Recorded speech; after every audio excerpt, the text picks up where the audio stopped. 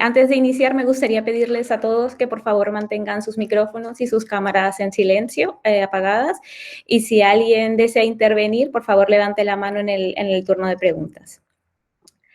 Bien, quisiera agradecerles a todos por estar aquí, por acompañarnos en este tercer debate político criminal organizado por el Instituto Andaluz Interuniversitario de Criminología de la Universidad de Málaga.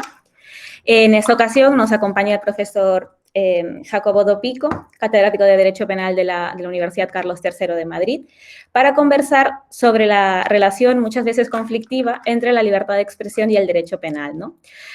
A propósito de lo cual, pues el gobierno español ha anunciado recientemente posibles reformas en la materia. Estoy segura de que esto será un debate muy interesante.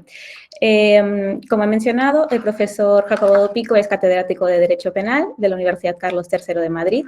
Su aporte al estudio de Derecho Penal ha trascendido tanto fronteras españolas como latinoamericanas. Es autor de diversas monografías y ha publicado más de 60 capítulos de libros y artículos en revistas nacionales e internacionales, ¿no? Estoy segura de que somos muchos los que habremos leído, por citar solo un ejemplo, sus reflexiones sobre la responsabilidad penal de las personas jurídicas o sus reflexiones en torno al derecho penal económico y al compliance o a los programas de cumplimiento.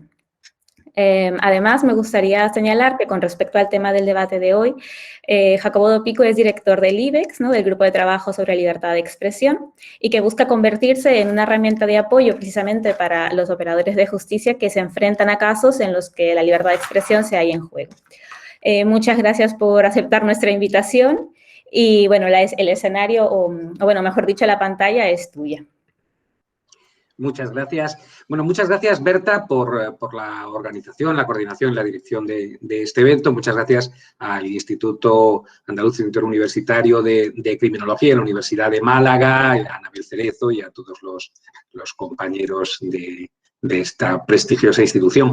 Y muchas gracias por acogerme en este foro tan interesante de estos debates político-criminales. Y la verdad es que, bueno, veo además a José Luis ahí abajo. ¿Qué tal? Admiradísimo José Luis. A Elisa, ¿quién más? Bueno, sí, veo aquí a un montón de queridos y admirados colegas. Bueno, el debate político-criminal actual, Berta, os lo están poniendo de moda constantemente. Acaba de adquirir una relevancia y una actualidad que no tenía cuando lo convocaste debido a estas propuestas de reforma en competencia, a pesar de que sean de socios de gobierno. Y, bueno, esto por parte del Poder Ejecutivo y de posibles, digamos, propuestas legislativas. El Poder Judicial y el Poder en el que podamos enmarcar al Tribunal Constitucional también se encargaron de dotar de cierta actualidad a esto con recientes resoluciones, como la sentencia relativa a llamar puta a la bandera o a la bandera separado, la bandera, o a la sentencia relacionada con, bueno, la confirmación de la sentencia de la Audiencia Nacional de los tuits y la cancioncilla de Pablo Hasél. Bueno, voy a empezar, digamos, soy muy malo disimulando, así que voy a comenzar, como decía el ilustrísimo Paco Umbral, hablando de mi libro. Voy a hablar de esta iniciativa, de la iniciativa LIBEX, que es una iniciativa, en mi opinión, desde luego, una experiencia tanto académica como de trabajo práctico en el derecho absolutamente apasionante. Se montó de manera absolutamente espontánea un grupo de trabajo, un foro multidisciplinario de reflexión en el que nos juntábamos, bueno, pues académicos más teóricos, académicos más prácticos, procedentes tanto de la judicatura, como de la academia, como del Tribunal Constitucional, tanto del ámbito del derecho penal como del administrativo o del constitucional. Y digamos que lo que nos une a todos en ese momento es una preocupación, ese momento hace nada, hace 2 años y pico, una preocupación por lo que en ese momento parecía un pico que comenzaba a acabarse, pero que había sido muy alarmante, de resoluciones, o mejor dicho, de actuaciones judiciales preocupantes en el ámbito de la libertad de expresión. un conjunto de actuaciones. Mirad, voy a ver si consigo hacer una pequeña presentación aquí. Vamos a ver si lo consigo. En la que nos podíamos encontrar con un conjunto de casos abiertos de una manera que tenía escaso parangón con lo que nos había ocurrido, pues a lo mejor entre el año 2005 y el año 2012. Sin embargo, decía, a partir del año 2013 nos encontramos con un pico de, a ver si esto nos permite mostrar las diapositivas, creo que no soy capaz. Un pico de resoluciones, un pico de casos que, bueno, todos podemos recordar casos como el de cómicos como Dani Mateo, llamados a los tribunales en varias ocasiones como imputados, como sospechosos, investigados por un delito. Casos tan absolutamente sorprendentes como el de llamar a declarar a un concejal de fiestas de La Coruña porque resulta que había habido un cartel, aquí lo tenéis, un cartel, deberíais estarlo viendo ahora, no sé si se puede ver. ¿Me lo confirmas, por favor, Berta? Sí se puede ver. De acuerdo. Un cartel es este cartel que tenéis aquí abajo, en el que aparece un señor disfrazado del Papa. Bueno, no aparece un señor, aparece un dibujo de un señor disfrazado del Papa, la palabra entuido, que quiere decir carnaval en gallego, y ese señor, bueno, pues como veis, con la típica espiral del cómic de línea clara, pues refleja que el hombre se ha tomado alguna copa, ¿no? Un juez de instrucción de La Coruña entendió que ante una querella estos hechos relatados en la querella y esta imagen recogida en la querella era indiciaria de la comisión de un acto delictivo, un acto previsto en el Código Penal, y llamó a declarar como investigado al concejal de La Coruña. Tenemos aquí también ejemplos como la quema de efigies de los reyes de España, el caso Strawberry, el primer y hasta ahora único caso de condena firme que teníamos por delitos contra los sentimientos religiosos. Pensad que es el primer caso, y estamos hablando de cerrando la segunda década del siglo XXI, el caso del Cristo de la Amargura de Jaén, un caso en el que un chico le puso su rostro encima a una efigie del Cristo de la Amargura y por este motivo fue condenado por un delito de escarnio de dogmas del artículo 525 del Código Penal. O el absolutamente impresionante, y entiendo que además con cierto efecto catártico, el caso de los titiriteros, en el que dos personas que estaban haciendo una representación de títeres, de ficción, es evidente, los títeres son siempre de ficción, unos títeres que además hablaban en esperanto, en el que aparecía un títere de cachiporra, que era una bruja que golpeaba a un juez, que golpeaba a un policía, que conseguía ahorcar a un juez que le quería ahorcar a ella, etcétera. Y por todo esto, estas personas fueron indiciariamente consideradas autoras de un delito de enaltecimiento del terrorismo, un delito de escarnio de dogmas y un delito de incitación al odio, a la violencia, a la discriminación, y fueron privados de libertad durante 5 días. Es absolutamente impresionante para quien tenga interés por los textos jurídicos involuntariamente cómicos, seguir el razonamiento de la Fiscalía y del Juzgado Central de Instrucción sobre la imposición y el levantamiento de la medida cautelar de prisión provisional. Es absolutamente espectacular ver cómo el fiscal dice que, bueno, que como se han incautado de las marionetas ya no hay riesgo de reiteración delictiva, ¿no? Bien. Bueno, a raíz de todos estos casos, digamos que se comienza o comenzamos este grupo que se junta de una manera un tanto espontánea, un tanto anárquica, comenzamos a contactar con jueces, con fiscales, de una manera muy especial, atraídos por lo que intuitivamente estábamos viendo como uno de los focos principales de si es que parecía haber un problema, que era la instrucción penal en los delitos relacionados con actos de expresión. El problema que en sí suponía la apertura de procedimientos penales por delitos o por hechos que entendíamos que no deben ser considerados delictivos y que lo cierto es que en el 90% de los casos eran finalmente considerados no delictivos, y cuáles eran los problemas que generaba ya la propia apertura, ya la propia admisión a trámite de ciertas querellas, ya fuese el mantenimiento de esta instrucción abierta y la realización de, básicamente, diligencias de investigación absolutamente inútiles y inanes, básicamente la llamada a declarar como imputado, como investigado de la persona querellada. y los efectos que este tipo de instrucciones podían tener sobre la libertad de expresión. ¿En qué medida podíamos decir que ya esta instrucción suponía un chilling effect, un efecto desaliento, un efecto de incitación a la autocensura, un efecto intimidatorio sobre los ejercientes de libertad de expresión? Bueno, y así fue como poco a poco nos fuimos concertando, como en la conspiración, para elaborar una herramienta web que os voy a poner ahora en pantalla.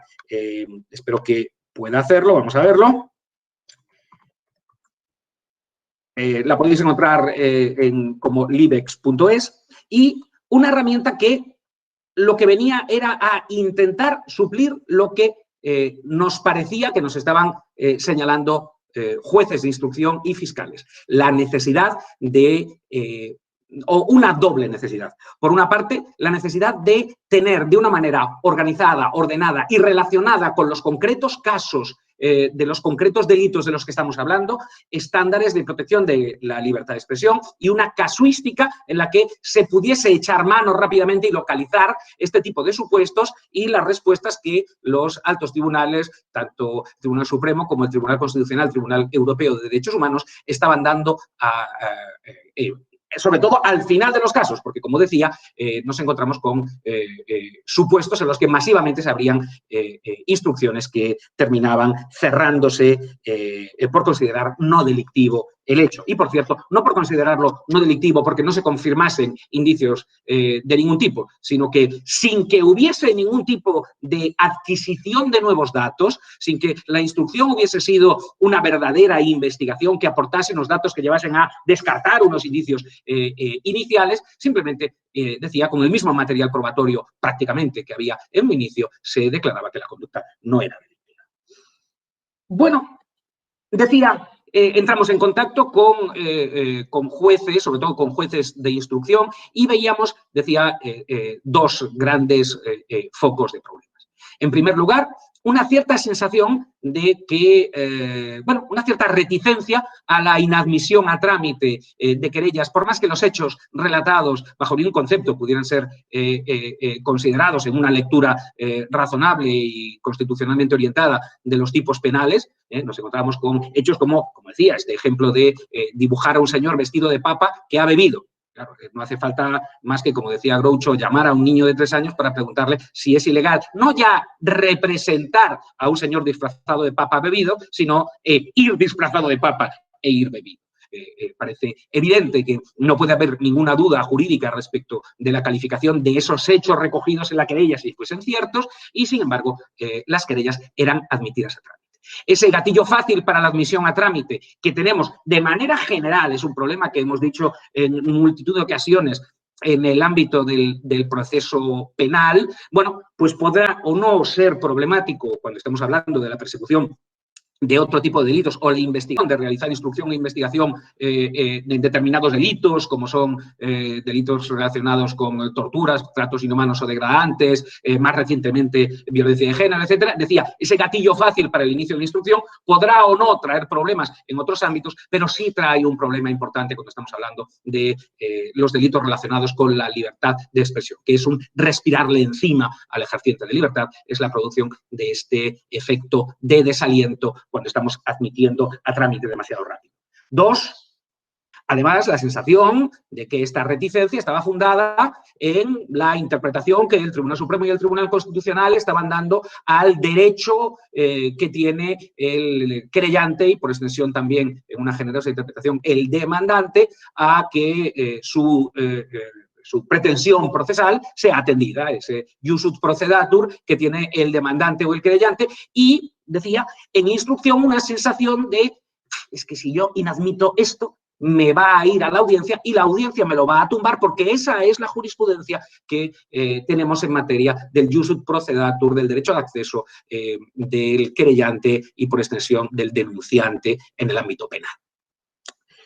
Y ¿Y dónde veíamos estos problemas? Pues no los veíamos en los, o no de una manera destacable, en los delitos, digamos, clásicos relacionados con excesos, no quiero decir esto, con actos de expresión, no lo veíamos en el ámbito de las injurias, no lo veíamos en las formas, las muy poco tratadas jurisprudencialmente, formas de actos preparatorios de provocación, lo estábamos viendo en los delitos de discurso incendiario, los delitos, digamos, que protegen o pretenden proteger o declaran proteger bienes jurídicos de titularidad colectiva o bienes jurídicos contemplados en una vertiente supraindividual o intereses difusos o intereses de titularidad institucional.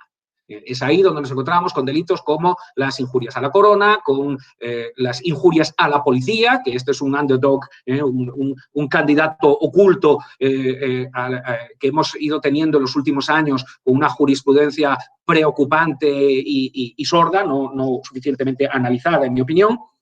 Delitos como el elefantiásico actualmente, el metastásico, el delito de incitación al odio, la violencia, la hostilidad, la discriminación, ya no sé cuántas cosas, y todas sus metástasis, incluida este maravilloso precepto que en el artículo 516 ordena a los jueces la destrucción de libros, etc. Bien, estos preceptos veíamos que estaban dando un juego muy grande. No se trata ahora de hacer un análisis de la etiología. Bueno, a fin de cuentas estamos hablando ya a los ritmos a los que avanza el estudio de los fenómenos jurídicos. Ya estamos hablando del pasado remoto, porque estaríamos hablando a lo mejor del año 2012 o 2013, cuáles son los hechos que inician esta bola de nieve, este arranque, y de qué manera lo inician. Parece claro para la mayoría de los analistas que tenemos hechos más o menos remotos y hechos más o menos próximos. Uno de ellos fue claramente el inicio de las operaciones Araña, con la investigación por parte de los grupos de delitos telemáticos, a la unidad de delitos informáticos, de las conversaciones de ciudadanos españoles en Twitter buscando determinadas palabras a través de los buscadores, hasta 10 años antes en esas conversaciones, palabras como podían ser, por ejemplo, Carrero Blanco o Argala. Argala era el nom de guerre que tenía el miembro de ETA que coordinó, bueno, supuestamente, coordinó y participó en la ejecución del asesinato del entonces jefe de gobierno de la dictadura, Carrero Blanco. Bien, decía, se estaban buscando qué conversaciones podía haber respecto de Argala y Carrero Blanco para iniciar una persecución que en el momento álgido de todo esto llega a una condena por parte de la Sala de la Audiencia Nacional a Casandra Vera por hacer chistes sobre Carrero Blanco. Probablemente esto es, decía, uno de los arranques de la cuestión y, bueno, de qué manera poco a poco, como la teoría de la rana, nos vamos encontrando con un caldeamiento cada vez mayor del ambiente, la teoría de la rana hervida. Saben ustedes que la rana no se da cuenta de que poco a poco el entorno se va calentando y nos vamos encontrando en una situación que tiene antecedentes normativos importantes. Cuando en el tránsito, en el cambio de siglo, se crea un nuevo delito de discurso incendiario, cuál es el delito de enaltecimiento del terrorismo, la deliberada y declarada intención del legislador, y así lo deja caer en el gobierno en la exposición de motivos, que pasa a ser el preámbulo de la ley, finalmente, el deseo de crear una figura de discurso incendiario que prescinda del elemento del requisito de incitación. Se trata de un discurso incendiario punible por sí mismo, por su contenido expresivo hiriente para la sensibilidad de personas y no por su capacidad de mover a que otras personas pudieran cometer delitos. Esta es, digamos, la eliminación, la prescindencia de un requisito, una garantía que se había considerado siempre uno de los límites a la acción del jus puniendi en materia de la libertad de expresión. El requisito que podríamos llamar Brandenburg, en referencia a la famosa sentencia de la Corte Suprema norteamericana Brandenburg contra Ohio de 1969, en la cual se había juzgado a un miembro del Ku Klux Klan considerando que la expresión las expresiones que había proferido no habían llegado a la incitación a conductas agresivas, a conductas delictivas, discriminatorias, etcétera, de los integrantes del Ku Klux Klan o de los oyentes. Claro, las garantías, por lo general, nos hablan de ecos de abusos históricos, que pretenden ser procedimientos mediante los cuales se eviten las situaciones en las cuales históricamente nos hemos visto con problemas en abusos del poder punitivo. Claro, es una cuestión de simple tiempo, como nos dicen las aseguradoras, que cuando eliminamos una protección acaezca aquello que la protección pretendía evitar. Y efectivamente, cuando en el año 2000 entra en vigor ya una norma que prescinde de ese requisito Brandenburg para castigar discursos apologéticos, como son los discursos de enaltecimiento, no tenían que pasar más que 17 años para que tuviésemos sentada ante los tribunales por ese mismo tipo penal a una joven trans que hacía chistes sobre Carrero Blanco. Por cierto, los mismos chistes que hacían sus padres y sus abuelos, y cómicos durante esa misma época, y los mismos comentarios que estaban haciendo páginas de humor sin que pudiésemos tener cuál era el motivo por el cual el grupo de delitos telemáticos había decidido individualizar a esta concreta persona. Bueno, todo esto, decía, nos lleva a que en LIBEX nos planteábamos, bueno, cómo se puede realizar un apoyo técnico a el tratamiento de estos casos. Básicamente, como podréis ver, se trata de un apoyo técnico. No sé si seguís viéndolo en pantalla. Berta, ¿me lo confirmas? Sí. Se trata de un apoyo técnico de una manera muy sencilla y muy sucinta. Tenemos una serie de elementos de elementos que en su mayoría son delitos, es decir, en este punto tenemos el delito de calumnias o injurias al rey, o injurias a órganos ejecutivos, o injurias a la policía.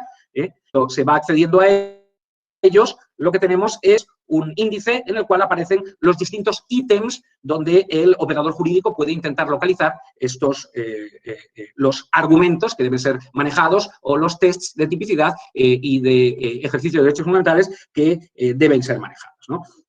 Son ejercicio de libertad de expresión, por tanto no sancionables, mensajes provocativos, exagerados, caricaturescos, etcétera. Las cuestiones relacionadas con el Convenio Europeo de Derechos Humanos, quemas de fotos del rey, bueno, pues vamos a las sentencias Stern-Taulatz y Roura Capellera, es decir, podemos ver cómo, bueno, vayamos a una bastante más de moda actualmente, como es los ultrajes a los símbolos nacionales, y si nos vamos aquí, veremos símbolos nacionales, libertad de crítica y protestas políticas, y veremos las sentencias del Tribunal Europeo de Derechos Humanos, sobre todo Partido Popular Demócrata Cristiano contra Moldavia, en la que expresamente se decía que no decir que una bandera fuese puta o que hubiese que quemarla, sino el hecho directamente de quemar una enseña nacional se consideraba una conducta no punible, puesto que formaba parte del discurso político, la expresión de desafecto, incluso desafecto bronco hacia una determinada nación, era perfectamente expresable como discurso político y por ello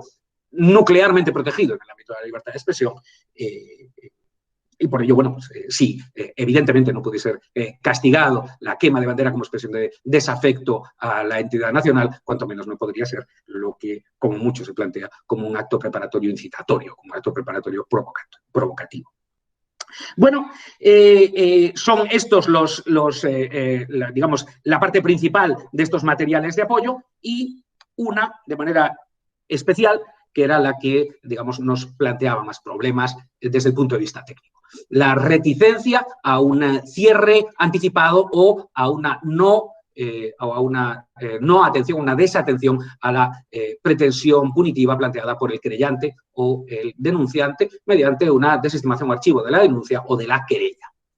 Claro, el problema en este punto era que es cierto que tenemos una jurisprudencia en las audiencias nacionales, en las audiencias provinciales, solo nos faltaba tener más nacionales, en las audiencias provinciales, en las que, en efecto, es cierto, con frecuencia se revocan resoluciones de inadmisión o de archivo en el ámbito de delitos de esta naturaleza, es verdad, pero es que en no pocas ocasiones es verdad y con razón.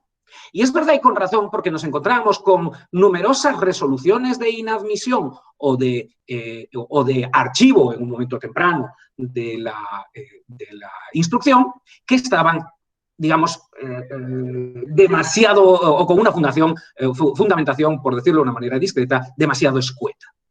Una fundamentación que es verdad, en algunas ocasiones suponía una desatención al derecho de acceso del creyente, puesto que no daba respuesta a la pretensión procesal planteada. Por supuesto, la respuesta a la pretensión procesal planteada, como nos ha dicho el Tribunal Constitucional en innumerables ocasiones, puede ser perfectamente la inadmisión a trámite correctamente motivada. Una inadmisión a trámite que, siguiendo esa obligación que impone la Ley de Enjuiciamiento Criminal, en sus artículos 269 y 313, una obligación de primer análisis de la posible tipicidad de la conducta descrita en la denuncia o en la querella, decía, en este supuesto, el juez debe realizar este análisis y debe motivar ese rechazo. Por ello, nos encontramos con que ese miedo, esa reticencia, no miedo, entiéndase, este temor o reticencia a una inadmisión, a una clausura anticipada de la instrucción, bueno, podía tener un fundamento derivado de una praxis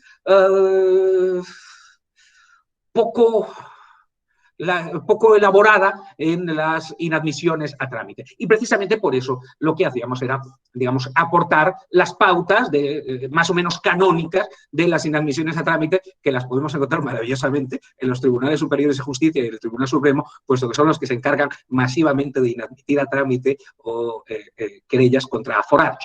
Entonces, lo que cogimos, y podéis ver en la ficha relacionada con inadmisión a trámite, son estos ejemplos de resoluciones del Tribunal Supremo, de los Tribunales Superiores de Justicia, respecto de querellas presentadas contra aforados. Es decir, es así como canónicamente se inadmite, independientemente de las consideraciones que nos puedan plantear las tendencias de inadmisión en TSJs o Tribunal Supremo respecto de aforados.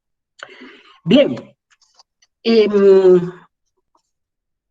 Claro, el problema que se planteaba cuando estamos hablando de las fases de instrucción es que si no se consigue es decir, que si se sigue manteniendo la dinámica que en este tipo de delitos se estaba planteando, nos podemos encontrar con algo absolutamente habitual cuando estamos hablando de delitos de incitación al odio, a la violencia y la discriminación, o de manera muy destacada de delitos de escarnio, de dogmas religiosos y ofensa a los sentimientos religiosos, que es una suerte de instrucción auto de fe. A una persona se la llama por unas declaraciones proferidas en el ámbito satírico, activista, político, etcétera, de una manera que es hiriente para los sentimientos de ciertas personas. La querella es admitida a trámite y lo primero que se hace es una primera diligencia de investigación, que es llamar a declarar al querellado. Al querellado se le llama y lo único que se investiga es el elemento subjetivo. Es decir, vamos a investigar si de alguna manera este señor quería herir los sentimientos del pobre querellado o no. Y para eso el juez utiliza una técnica de investigación absolutamente inédita en el ámbito penal, que es preguntarle al tipo. De manera, oiga, ¿y usted quería herir? ¿Usted sabía que la sátira hería los sentimientos de las personas? ¿Usted tenía noticia de que las expresiones de carácter blasfemo pueden hacer que ciertas personas se sientan irritadas? El querellado arruga la boina, dice, bajo ningún concepto no se me había ocurrido en la vida que esto pudiera ser hiriente para los sentimientos de nadie, y en ese contexto, además, en el que procesalmente nuestra jurisprudencia entiende que hay una relación íntima, inmediata con los hechos que tiene el instructor, por ser una especie de rayos inmediación que le producen una certeza total de los hechos acaecidos, deduce que no existía esa intención, ese supuesto animus injuriandi que aparece como un elemento del tipo de manera sorpresiva, y por ello sobreseí. Al haber sobreseído mediante una valoración de los hechos de la que él solo ha tenido inmediación, ese sobreseimiento es inatacable por la audiencia. Y es así como se termina en el 80% de los supuestos. Sobre todo cuando estamos hablando de querellas planteadas por delito contra los sentimientos religiosos, normalmente por agentes procesales, digamos, ideológicamente cargados. Claro, y, digamos, mal está lo que bien acaba. salvo en los casos en que el querellado, por supuesto, no tenga la más mínima intención de darse de baja y la multa como tal no le resulte un problema o incluso le puede resultar un aliciente desde el punto de vista de la promoción profesional. Momento en el cual el querellado se acoge a su derecho a no declarar y al juez de instrucción se le cierra el camino habitual. No puede realizar un sobreseimiento atendiendo a la falta de elemento subjetivo y tiene que hacer algún emborronamiento de su propio auto de inadmisión automatizado, diciendo que allí donde vi elementos indiciarios del delito, sin ningún tipo de adquisición de dato nuevo sobre los hechos, ahora ya no lo veo. Claro, con una absoluta perversión de cuál es el significado de la investigación penal, que no se trata de dar un momento para que el juez piense acerca del derecho, sino que se trata de una investigación sobre los hechos.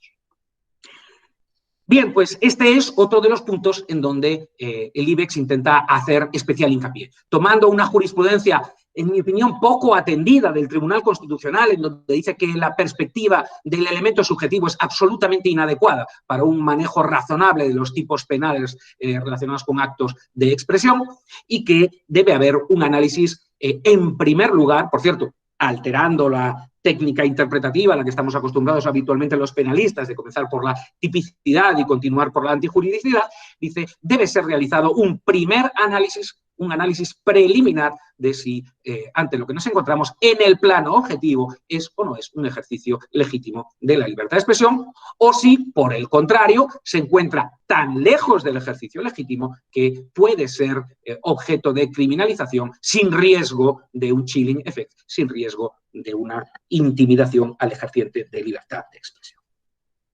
Bueno, pues esta es la historia hasta donde llega. Hicimos su presentación en diciembre de 2016 y yo creo que en el ámbito jurídico fue también recibido que el Tribunal Supremo y el Tribunal Constitucional decidieron, digamos, hacernos publicidad con dos importantes resoluciones desde entonces. La resolución del Tribunal Constitucional denegando el amparo a un sindicalista condenado por decir hay que prenderlle lume a puta bandeira, este o silencio da bandeira, hay que prenderle fuego a la puta bandera, este es el silencio de la bandera, en un contexto fáctico que está magníficamente expresado en los votos particulares. Había, como seguro que saben, una protesta sindical ante unas instalaciones militares porque a los limpiadores y limpiadoras no les pagaban.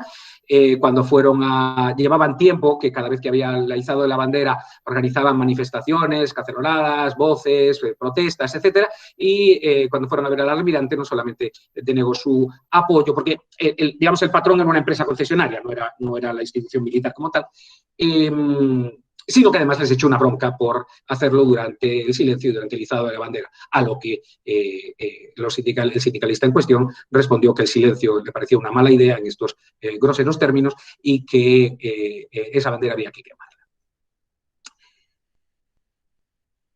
Realmente debe admirarse el esfuerzo argumentativo de la mayoría del Pleno del Tribunal Constitucional para intentar eludir las rocas argumentales y jurisprudenciales del Tribunal Europeo que impedirían de todo punto, como el redactor de la primera ponencia le dejaba bien claro, una condena en este punto. Y lo impedían porque, como decíamos, el Tribunal Europeo de Derechos Humanos en varias resoluciones ya se había enfrentado con los supuestos de expresión de desafecto ante símbolos nacionales, ante efigies de gobernantes, ante efigies de presidentes del gobierno, etcétera, y porque parecía claro que se trataba de discurso político especialmente protegido. Los esfuerzos argumentales, decía, de la mayoría para intentar dar un argumento absolutamente fantástico, que era el de decir que no había conexión alguna entre el hay que prenderle lume a puta bandeira y la protesta de los sindicalistas, más allá de contravenir los hechos, como señalan de manera clara dos de los votos particulares a esta sentencia, es que, además, como alguno de los comentaristas ha señalado, notoriamente Presno-Linera, el hecho de que estuviera o no estuviera vinculada a la protesta sindical era lo de menos. Es el acto de desafecto, el acto de desapego, el acto de mostrar repulsa por un símbolo de una entidad nacional, es una expresión política y es una expresión protegida por el el Convenio Europeo de Derechos Humanos y, por ende, y artículo 10.2, por nuestra regulación de la libertad de expresión. Y en segundo lugar, con esta reciente sentencia del Tribunal Supremo, y subrayo lo de reciente porque se trata de una persona que ya tiene su pequeño historial jurisprudencial, su pequeño tomo de la jurisprudencia, que es Pablo Hasél, con una sentencia absolutamente sorprendente, y me refiero única y exclusivamente a esta sentencia, a esta última, la sentencia de la Audiencia Nacional de 2018, confirmada a finales de 2020 por el Tribunal Supremo, en el que considera que se han cometido delitos de injurias a la corona, injurias a la policía y de enaltecimiento del terrorismo. Recomiendo una lectura de los hechos que están muy bien recogidos por bloques en la sentencia de la Audiencia Nacional, en la paginación de la web de CENDOG, páginas 9 y siguientes, en donde se recogen de manera absolutamente sorprendente los hechos que dan lugar a estas tres condenas, con un casi explícito apartamiento, no ya de la propia jurisprudencia del Tribunal Supremo, sentada a partir de la sentencia 378-2017, la sentencia del caso llamado Viva el Grapo, ponente Luciano Varela, sino abiertamente de la sentencia del Tribunal Constitucional 112-2016, caso Tasio Orquicia, que es la que, digamos, impone o reintroduce en el tipo de enaltecimiento del terrorismo el requisito Brandenburg, el requisito de idoneidad incitadora. Bueno, y es aquí donde nos encontramos, y cerraré con esta referencia, con las nuevas iniciativas que tenemos políticas de modificación de este escenario normativo. Poco podemos decir de ellas porque por ahora lo que tenemos son más declaraciones o anuncios que otra cosa, pero lo que tenemos por una parte es una propuesta por parte del Gobierno que va en un triple sentido. Insisto, se trata de menciones muy escuetas, con lo cual poco se puede decir, más allá de, uno, la reintroducción expresa en algunos tipos penales, no sabemos en cuáles, de este elemento incitador, este requisito de incitación idónea, que el Tribunal Constitucional ya había reconocido en las sentencias 235-2007 para el negacionismo y 112-2016 para el delito de enaltecimiento del terrorismo, y que, por lo demás, la Asamblea Parlamentaria, el Consejo de Europa ya nos había dicho que teníamos que introducir en los delitos relacionados con discurso antirreligioso. Este nos se refiere a todos los estados signatarios. Claro, en 2007 a nadie se le ocurría que este tipo de referencias las pudieran estar diciendo España. Claro, esa es la sorprendente deriva de los acontecimientos. Este mensaje, que parecía que iba dirigido a otros signatarios del Convenio Europeo de Derechos Humanos, ahora parece una interpelación muy directa a España. En segundo lugar, la eliminación de penas de prisión para los así llamados delitos de expresión, en unos términos que parecen un tanto contradictorios. Quiero decir, si realmente estamos hablando de eliminar la tipicidad para aquellas conductas que no sean una auténtica incitación a la comisión de delitos, la pregunta es, ¿y entonces esas conductas tan graves ya no merecen, las que queden dentro después de la interpretación restrictiva, ya no merecen pena de prisión? Y, por último, una suerte de, no sabemos si se refiere a un futuro requisito limitador formal o a, digamos, una intención de manera genérica de que las expresiones que pertenezcan al ámbito satírico o artístico no puedan ser criminalizadas. De nuevo, un tema siempre problemático. La cuestión será si esa expresión artística o satírica carece de ese efecto incitatorio. Pensemos en el caso Batallón de Castigo, para pensar que es perfectamente posible que se den las dos cosas, ¿no? Decía estos tres factores. Y luego, por otra parte, por parte del socio de gobierno, del partido minoritario en la coalición de gobierno Podemos, se hablaba de una eliminación directa de algunos tipos penales que, bueno, porque digamos que tienen no encajan bien ni siquiera en la denominación de delitos de discurso incendiario, pues que se trata de preceptos procedentes de una tradición más difícilmente compatible con los derechos humanos, como pueden ser, según nos ha dicho el Convenio Europeo de Derechos Humanos, las injurias a la corona, las injurias al titular de la corona como tal, los delitos de ultraje a la bandera, etc. Lo dejo con esto y con una pregunta. La nueva frontera que tenemos ante nosotros no es esta despenalización. La nueva frontera ya la hemos traspasado hace unos cuantos años y se trata de la despenalización. La despenalización no como destipificación, sino como remisión al ámbito de la sanción administrativa de los discursos incendiarios, molestos, irritantes, ofensivos. Son ya muchas las leyes autonómicas vigentes que prevén tipos, entre comillas, de odio. Tanto en las leyes de memoria histórica o democrática, que directamente criminalizan la exhibición de símbolos y la pública adhesión a las organizaciones que en su día sostuvieron o soportaron la rebelión fascista, como en el ámbito LGTBI, las leyes LGTBI autonómicas y el proyecto de ley LGTBI que se ha presentado en las Cortes Generales, infracciones de discurso, digamos, ofensivo, pero que no supone una injuria concreta ni supone una incitación. Claro, se trata de infracciones administrativas que serán juzgados y la presentará un juez, en donde se establecerán los límites a la libertad de expresión ad casum por un órgano gubernativo o administrativo, donde el órgano gubernativo o administrativo es quien selecciona al instructor, no se da la diferencia entre instructor y enjuiciador que se da en el ámbito del derecho penal o en el ámbito del derecho contravencional judicial que existe en otros países. Y ya hemos visto algunas de estas condenas. Concretamente, ya tenemos alguna en las Islas Baleares por pública exhibición de banderas con la simbología fascista, exhibición pública y de adhesión a esta ideología. En el ámbito andaluz es de destacar una muy original infracción de la Ley de Protección de la Igualdad de Género, que prevé multas de hasta 60.000 euros por justificación en actos culturales de la prostitución. Que, por cierto, asociaciones de trabajadoras sexuales han criticado, puesto que supone una censura a cualquier discurso en el que se pueda plantear opciones de legalización por su parte. Bueno, pues este es el escenario con el que nos encontramos ahora. Infracciones administrativas de odio, sanción y restricción sin intervención judicial, sin unos derechos de defensa pleno y un posible retroceso del derecho penal, quizá a ámbitos menos desatados y menos salvajes de los que hemos visto en los últimos 7 u 8 años. Tengo la impresión de que tampoco os he contado nada que ignoraseis, pero bueno, en cualquier caso, queda sentada la base para que vosotros sí, sin duda, digáis cosas que puedan ser más innovadoras. Muchas gracias.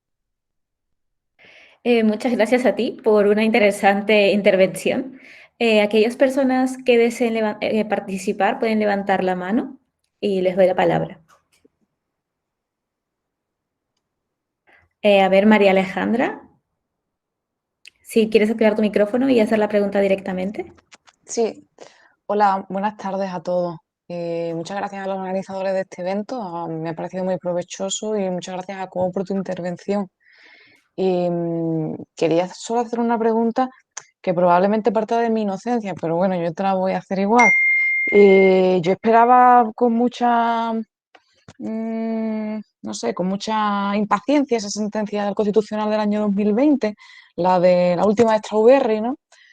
Y esperaba que el Constitucional pues hiciera algo más o dijera algo más, o sea, no casi prácticamente repetir lo mismo que había venido diciendo y que por otra parte le habían ignorado los tribunales, ¿no?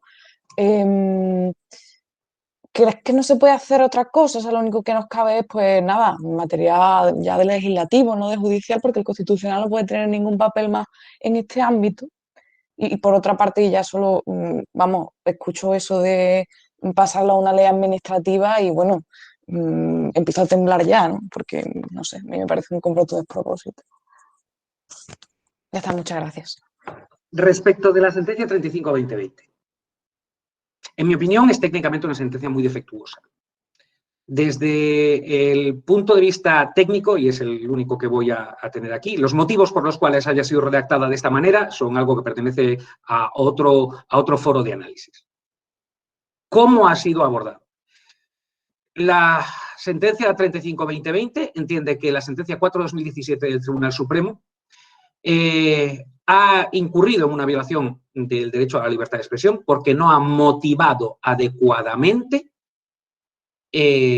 los elementos que permitirían hablar de la colisión o de los límites entre la libertad de expresión y el delito del artículo 578. Y cuando digo el delito, además lo digo muy deliberadamente, porque el Tribunal Supremo se acoge de una manera poniéndose de lado a una absoluta indefinición sobre cuál es el delito por el que ha sido condenado César Strawberry. Todavía a día de hoy no sabemos bien si ha sido condenado por humillación de víctimas o por enaltecimiento del terrorismo. Bien, ¿cuál es el problema? El problema es que el reproche central, quitando una mención muy al final de la sentencia, el reproche central que hace el Tribunal Constitucional a la sentencia del caso Strawberry es que no ha motivado usted debidamente si ha habido o no ha habido un ejercicio legítimo de libertad de expresión. Es decir, que ha convertido un recurso de amparo por la vía del artículo 20, por la vía de la libertad de expresión, de una lesión material a la libertad de expresión, en una suerte de recurso de amparo por la vía del 24, por la vía de si nos hemos encontrado con una violación del debido proceso, de si se ha argumentado o no se ha argumentado debidamente, permitiendo una defensa, perdón, con ejercicio de todos sus derechos de defensa. Claro, la idea de que lo único que tenían que haber hecho era explicar un poco más y entonces la sentencia sería correcta es contradicha, solo que contradicha en un pequeño parrafito suelto, diciendo, por cierto, y es que además resulta que esta sentencia se carga toda la doctrina sentada en Tasio Orquicia en la 112 de 2016.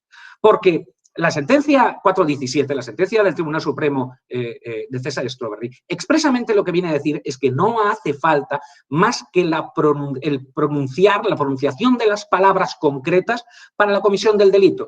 No hace falta ni que éstas tengan ningún efecto incitador, ni que este efecto incitador sea buscado. La simple repetición de esas palabras, con conciencia de hacerlo, ya supone la comisión del delito.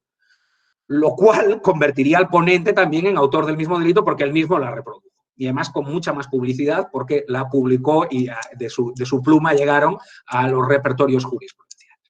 Claro, prescindir de ese elemento de incitación idónea y deliberada que el Tribunal Constitucional introdujo de manera clarísima, primero en el delito de negacionismo en la sentencia 235/2007, después en el delito de incitación al odio, de enaltecimiento del terrorismo en 112/2016, aparece como una simple nota a pie, pequeñita y de pasada, de manera que el Tribunal Constitucional pues parece haber deseado no reprochar muy fuerte, sino reprochar flojito la violación de la libertad de expresión y simplemente cerrar el caso sin condena, de manera que no pudiera haber un pronunciamiento más contundente en instancias superiores.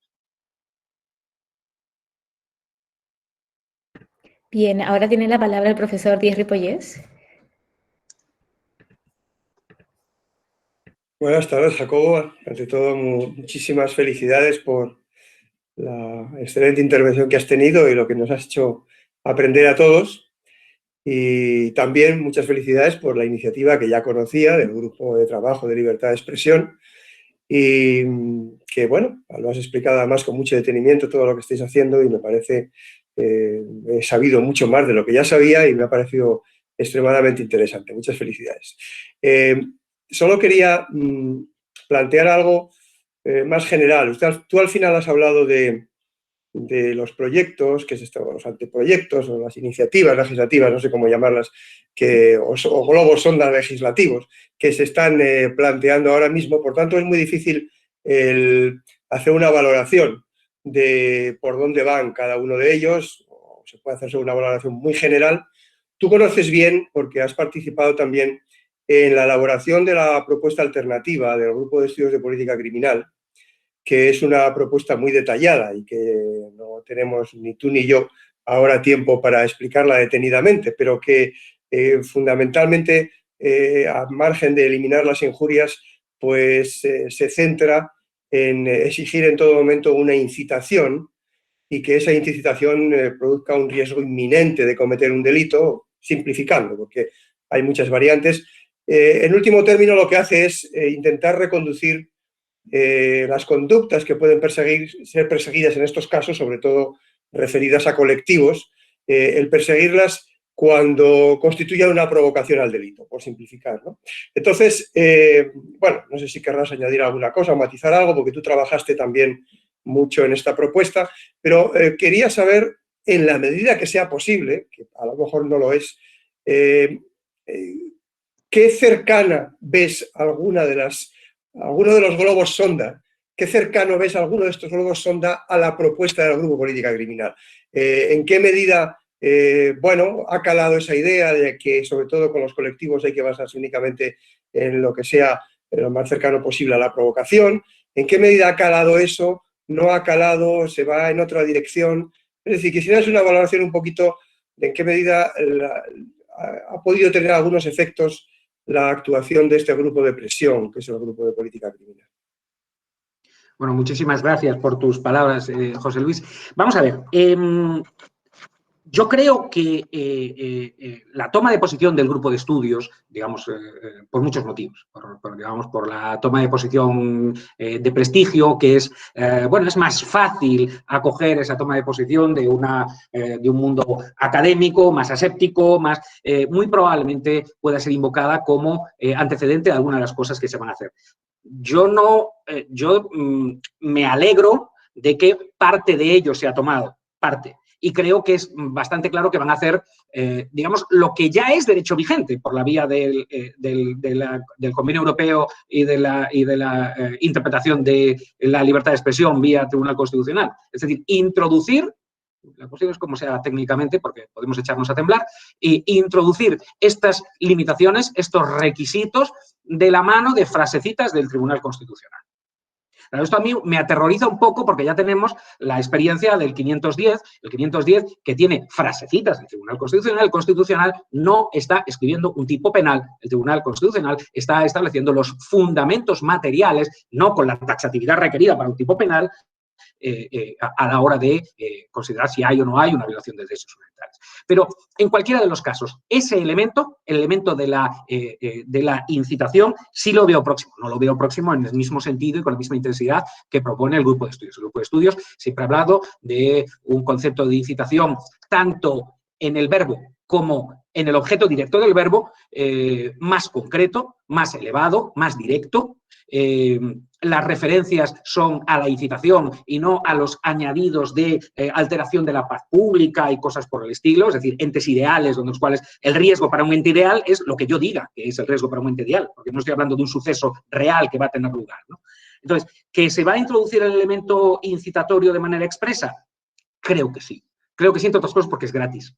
A día de hoy no puede haber nadie que se oponga a la introducción, al menos allá donde lo haya dicho el Tribunal Constitucional. Es decir, ya está en el actual delito de negacionismo, mal, pero ya está, y se introducirá seguramente en el 578 y en el 510.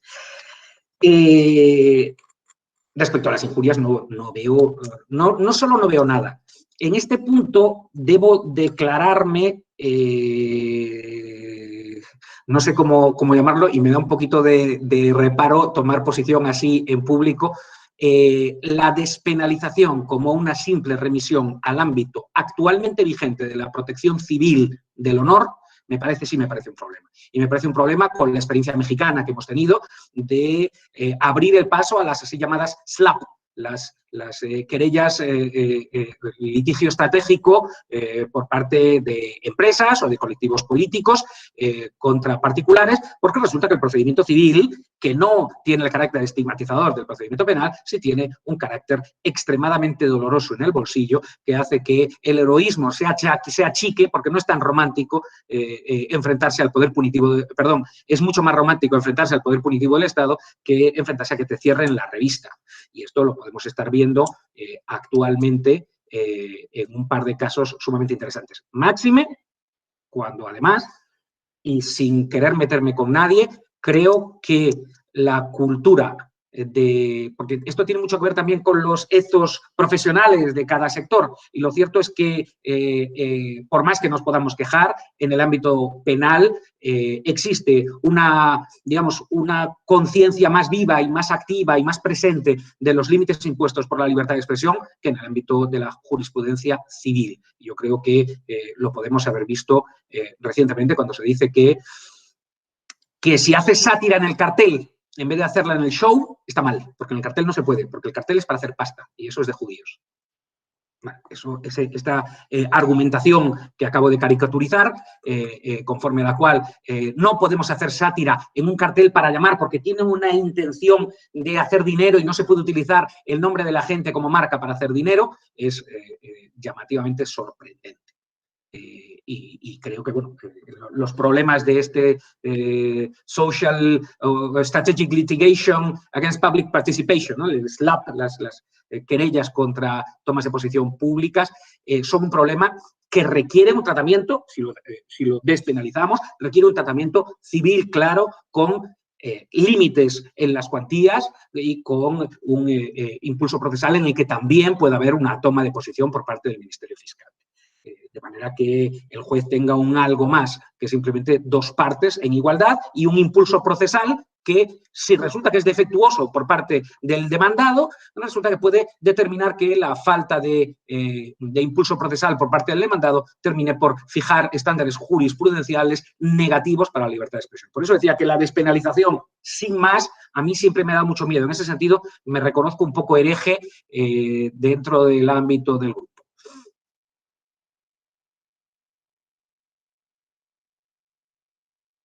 Anabel, ¿tienes la palabra? Buenas tardes, Jacobo. Antes he tenido el placer de saludarte, pero ahora en público te reitero el agradecimiento por acompañarnos esta tarde y por ilustrarnos con este tema que es tan interesante y que todos aprendemos, ¿no? de tu experiencia, de tantos años dedicado a este tema y de toda tu sabiduría al respecto, ¿no? Y todo tu gran conocimiento. Yo voy un poco también también pertenezco al grupo de estudios de política criminal y también conozco bien la propuesta y quería profundizar, ¿no? Comentar de nuevo lo relacionado con el delito de injurias, ¿no? Porque me ha parecido muy interesante tu posición, aunque no la comparto, pero quiero saber tu opinión respecto a las injurias. Claro, si echas un vistazo a los delitos de opinión o los delitos relativos a los actos de expresión, pues nos encontramos con una España muy antigua. Estoy viendo ahora mismo el cartel o la presentación que tenemos ahí del grupo de trabajo de libertad de expresión que está funcionando tan bien y que estuve además en la presentación, me imagino que lo recuerdas. Y claro, ahí vemos cómo se castigan, cómo hay delitos específicos, especiales, para castigar más gravemente las injurias al rey, a la reina, a ciertos miembros de su familia, las injurias a órganos ejecutivos, legislativos o jurisdiccionales, las injurias a la policía o a los ejércitos, los delitos contra los sentimientos religiosos, ¿no? Y claro, cualquier persona que ya es de otra generación, pues seguramente todas estas cosas le chirría muchísimo. Yo quería saber tu opinión, ya sé que esto de la despenalización de las injurias no lo terminas de ver, pero si no estarías de acuerdo en cambiar por lo menos o en despenalizar estos delitos especiales y todo lo relacionado con los delitos contra los sentimientos religiosos, ¿no? El caso, soy muy mala para los nombres, pero si no recuerdo mal, la concejala ahora mismo de Madrid, era antes de Podemos y ahora además Madrid, Rita Maestre, ¿no? Ahora me ha venido. Si no recuerdo mal, también no llegó a ser nada, creo, pero estuvo imputada por un delito contra los sentimientos religiosos. ¿Qué opinas de estos delitos? Gracias. Vale. Muchas gracias. Bueno, y muchas gracias además, y te vuelvo a reiterar el agradecimiento por haber participado en la presentación, porque el grupo de estudios ha sido un apoyo absolutamente esencial al desarrollo de IBEX. A ver, yo no estoy en contra de la despenalización de las injurias, lo que estoy en contra es de una despenalización que la remita al actual sistema de protección civil. Eso sí que me parece saltar de la sartén a las brasas. Un sistema de tratamiento civil en el que no estemos fiados al mero impulso, en el que la cuantía del procedimiento no vaya a ser decidida por el quantum de que le dé por pedir, es decir, por las costas que no le dé miedo arrostrar al demandante, sería otra cosa. Pero por eso estoy diciendo, una cosa es saltar simplemente al ámbito civil sin una adaptación de lo que tenemos ahora mismo, y otra cosa es mantenerlo como lo tenemos como injurias. Entre los dos campos yo creo que puede haber soluciones distintas. Lo único es que me asustaría, digamos, a acudir al ámbito norteamericano, es decir, terminar en el ámbito norteamericano. Yo creo que has señalado ahora mismo uno de los delitos más preocupantes con los que nos enfrentamos, porque si bien injurias al rey, bueno, es una cosa que de vez en cuando ha tenido una reacción absolutamente inaceptable por una cuestión que además el Tribunal Europeo de Derechos Humanos ha explicado de una manera absolutamente clarísima. No ya porque no sea compatible con la música y quizá con la letra del Convenio Europeo el mantener una protección agravada y además, digamos, con una acción de defensa directa jurídico-pública del honor de la corona o del monarca. Todo lo contrario, estamos hablando del personaje público por excelencia y precisamente por eso la protección del honor tendría que ser no legal, pero sí jurisprudencialmente más matizada que, bueno, pues eso, en tanto que personaje público de hecho, por antonomasia, desde el momento de su nacimiento y antes de cualquier conducta, ¿no? Pero no me refería a esos ni a los delitos, digamos, de injurias a órgano de gobierno, prácticamente por estrenar, jurisdiccionales que se convirtieron en una especie de desacato que de vez en cuando aparece por ahí suelto, y sí, efectivamente, ad casum es problemático, pero no plantea un problema en términos sociales. Sí plantea un problema en términos sociales las injurias a la policía. Las injurias a la policía se han convertido en el cauce donde se han refugiado algunas pretensiones punitivas, con frecuencia promovidas por asociaciones profesionales de policías y en otras ocasiones directamente por parte de poderes públicos, contra tomas de posición críticas de académicos, de políticos y de activistas. No hace falta recordar que en estos momentos, no sé si sigue así, porque no hace tiempo que no lo he chequeado, no lo he comprobado, pero tenemos un profesor titular de Derecho Penal que ha sido querellado en 9 ocasiones, 9, por los mismos hechos, por decir en la televisión que entendía que en las prisiones catalanas había habido actos de maltrato a presos y de tortura a presos. Independientemente de cuál sea la opinión que tenga cada cual, desde luego, desde mi punto de vista, absolutamente no formada. Poco me he acercado a los estudios y a las investigaciones sobre el terreno en esta materia. Él sí se ha acercado. Que justo en la línea contraria que nos marca el Tribunal Constitucional y el Tribunal Europeo de Derechos Humanos, de que allá donde haya denuncia tiene que haber investigación, la primera y única reacción que haya ante estas denuncias sea precisamente 9 querellas admitidas a trámite contra el comentarista, que no denunciante en sentido material de estos hechos, no solo es sorprendente por el efecto de represión del denunciante que esto supone, sino más aún porque hay 9 actos de admisión a trámite absolutamente defectuosos, porque no tenían que ver ni siquiera con la policía, el ejército, sus clases, que eso es lo que prevé el artículo 504.2. Se suponía que estaba hablando de personal, de funcionarios penitenciarios, que ni integran los cuerpos y fuerzas de seguridad, ni integran el ejército, sus clases. Todavía uno está pensando cómo ha sido posible 9 actos, 9 de admisión a trámite de querellas por estos hechos. No tenemos que recordar casos como el de una concejala de una importante ciudad española que fue querellada y se mantuvo la querella, primero por delito de incitación al odio, a la violencia y la discriminación, y ya diré a raíz de qué, digamos, se produjo una suerte de transformación concertada por parte de las dos acusaciones, como autora de injurias a la policía por decir que había un racismo institucional en la persecución de los manteros y no me acuerdo qué otro comentario respecto de la muerte de un mantero que en unos desórdenes, había unos desórdenes callejeros que se montaron a raíz de la persecución de manteros o una manifestación de manteros, no recuerdo bien, tuvo un ataque cardíaco y falleció. Claro, resulta que todo esto tiene lugar en un determinado momento.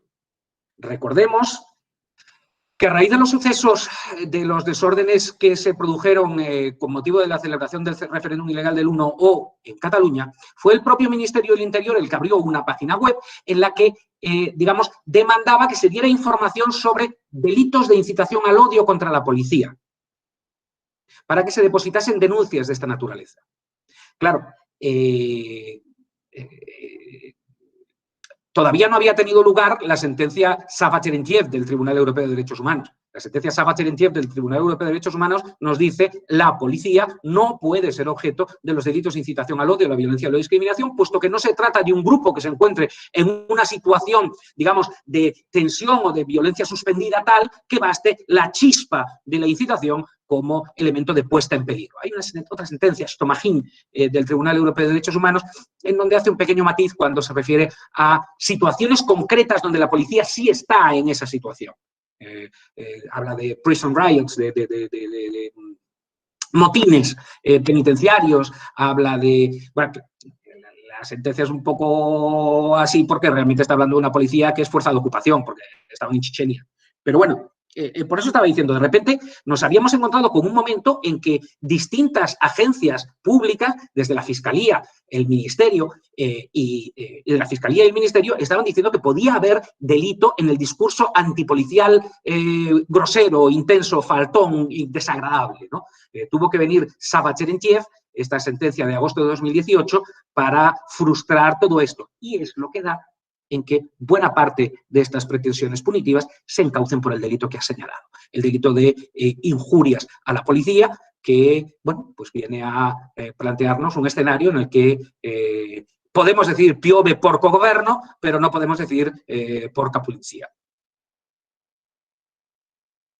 Os invito a leer la sentencia Sava-Terentiev, los que no la hayáis leído, en donde señala cómo no es contrario a los estándares, es contrario a los estándares de libertad de expresión garantizados por el Convenio Europeo de Derechos Humanos, decir lo siguiente en la página de comentarios de un diario. Ante una gatada que supuestamente había realizado la policía contra el candidato no oficialista en unas elecciones, un señor muy indignado dice que los policías, que estos no son policías, utiliza un despectivo que traducen como cops, no sé cómo, pasmas, no sé, tiene un matiz negativo, y que en realidad a este tipo de cops no son sino asnos, cerdos, animales, lo más burro del género animal, y que en realidad debería procederse a la elaboración de grandes hogueras en las plazas públicas de toda la Federación Rusa para quemarlos como si fuese Auschwitz en 2 turnos, mañana y noche. Bueno, este es el discurso que en Sava-Terentiev, por cierto, sección 3ª en el Tribunal Europeo de Derechos Humanos, la misma que le toca a España, se consideró como no castigable, puesto que se trata de un comentario faltón, desagradable, fuera de lugar, pero no capaz de incitar a la acción violenta, al menos no en el contexto en que tuvo lugar. De acuerdo, tenemos una pregunta que nos llega por el chat de la profesora Ana María Prieto del Pino. Se disculpa porque no puedo activar el micrófono y su pregunta es, quisiera saber tu opinión sobre el tratamiento dispensado a la libertad de creación. ¿Te parece adecuado cómo la contempla el artículo 10 del Convenio Europeo de Derechos Humanos y la aplicación del Tribunal Europeo de Derechos Humanos? Bueno, hola Ana, ¿qué tal? ¿Cómo estás? Joder, no sé qué contestarte. No sé qué contestarte porque, claro, más allá de cuál sea los términos en los que está recogido en el convenio, claro, cuando estamos hablando del tratamiento por parte del tribunal, claro, el tribunal lo trata a la luz de ciertos actos de creación y su conflicto con ciertos concretos bienes jurídicos. Y claro, aquí es donde nos encontramos con cómo el Tribunal Europeo de Derechos Humanos, bueno, pues cojea más de un pie que de otro o tiene ciertos ámbitos ante los que el tratamiento del excepcionalismo de algunos países por el margen de apreciación nacional, pues nos ha dejado un poco cojos en materia de protección de la libertad de creación. En este punto me parece interesantísimo un pesimista pero magníficamente escrito artículo de Paz García Rubio, de La Civilista, que se llama, que no me acuerdo cómo se llama, es algo como Arte y Derechos Humanos, Creación Artística y Derechos Humanos, Creación Artística y Libertad de Expresión. Si lo buscáis en Google, está en abierto en el anuario de Derecho Civil. Y es absolutamente interesantísimo porque hace un seguimiento de cómo el Tribunal Europeo y algunos de los tribunales constitucionales de los estados signatarios del Convenio de Roma han abordado este tipo de conflictos. Claro, ¿qué ocurre? Que la guerra te va del tamaño que sea tu rival. Si tu rival es chiquito, pues es más probable que tus conquistas sean más grandes. Pero claro, dada la tendencia del Tribunal Europeo de Derechos Humanos a dar un paso atrás, no quiero decir a legitimar, porque con frecuencia se malinterpretan las tomas de posición del Tribunal Europeo, no a legitimar la acción restrictiva de la libertad de creación frente a los sentimientos religiosos, sino a decir, en este punto no nos vamos a meter porque aquí nos remitimos a los estándares nacionales, es decir, no es una toma de posición, es un decir, aquí el Tribunal Europeo no se mete, probablemente por una realpolitik en su origen comprensible. Claro, nos ha dejado al derecho de creación en estas concretas sentencias algo maltrecho. Es un artículo muy pesimista, pero, bueno, algo pesimista, pero muy interesante porque lo que hace es narrar cómo ella ha ido haciendo la investigación, con qué prejuicios lo comenzaba y a qué conclusiones llega al final. Me parece un artículo muy interesante. Seguro que ya lo conocías y lo manejabas. Bien, bueno, si no hay más intervenciones, nuevamente, a ver, pues sí que hay una última del profesor Becerra Muñoz. Adelante.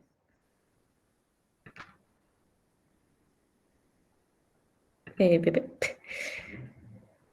No se oye nada. Yo no sé si oís vosotros. No, bueno, si no podemos contactar vía chat, con quizá. él. Sí, si no funciona el micrófono también puedes hacerlo en el chat. No ha activado el micrófono, Berta. Ah, vale, perdón, es que no veo la cámara. Bueno, gracias, profesor. Si puedes activar el micrófono, Pepe, para hacer la pregunta. No, va a hacerla por el chat, porque aparentemente no funciona el micrófono, así que procederé a leer la pregunta.